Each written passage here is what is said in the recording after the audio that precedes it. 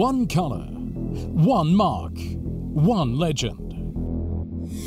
1934, the Nürburgring, the Silver Arrows are born. The Mercedes W25 is 1 kilo too heavy. The mechanics scratch off the white paint and Manfred von Brauchitsch races to victory. Der Silberpfeil von Manfred von Brauchitsch gewinnt das Eifelrennen 1934. What began back then is now gospel. A Mercedes racing car is silver. Michael Schumacher and Nico Rosberg have inherited this legend, a tradition that's now 77 years old. Also es macht auf jeden Fall stolz. It certainly makes you proud as a German to be in a German works team. That's really something. Schon eine heiße Nummer und dann auch noch in einem Silber. And on top of that, in a Silver Arrow, a Mercedes, I can't imagine anything better. Ich nichts Besseres vorstellen. Mercedes in Sindelfingen, the Design Centre. This is where the paintwork process begins. At the heart of things, the power wall. 7 projectors and over 20 square meters of screen. High-end technology to create a thing of beauty. The power wall is our window into the virtual world where we can show and present digital cars, and especially in one-to-one scale, so we can look at the cars in full scale. And the specification of the power wall is that we have a very high resolution, so 4 times HD resolution, so 4 times what you have in digital cinema today, and also in a very high contrast.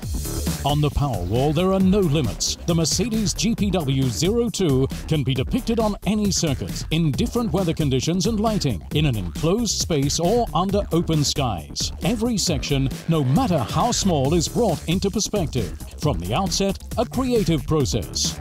In Sindelfingen are the first designs developed and was on the workstation, on the power wall and so on. And we have developed the color paint with the additives, with the effects and so on. 3D or 2D, the thickness of the shading using paint or decals. The lettering for the sponsors gets created, designed and tested. Another decisive point is selection of the appropriate shade of paint.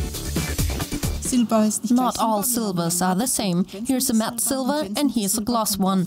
And the gloss silver comes out with much more brilliance on the car. It stands out better from the track and has a greater impact on TV in shots of the starting grid. The results are now presented to the team management and drivers. First impressions.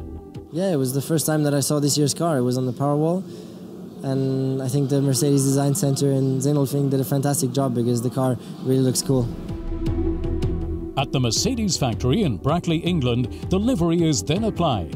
In the paint shop, over 25 different body parts are painted to create a single unit. We have a left side and a right side, and then we discuss and we decide which side is the best one, and then we make the whole body, the whole car in Brackley, and then we have the finish of the car.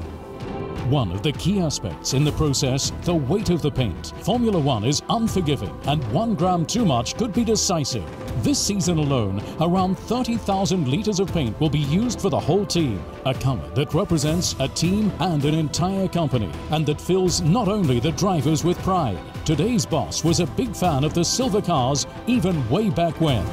Well, when I was a schoolboy, I used to make little slot cars, and some of the old Silver Arrows I used to build as slot cars. So I think the 156, the 125, all those I used to make as little slot cars. So they're cars I know quite well, and I was quite fond of them when I was a boy. A fondness shared by many motor racing fans, and one that's endured from that first race at the Nürburgring through to this day. One colour, one mark, one legend.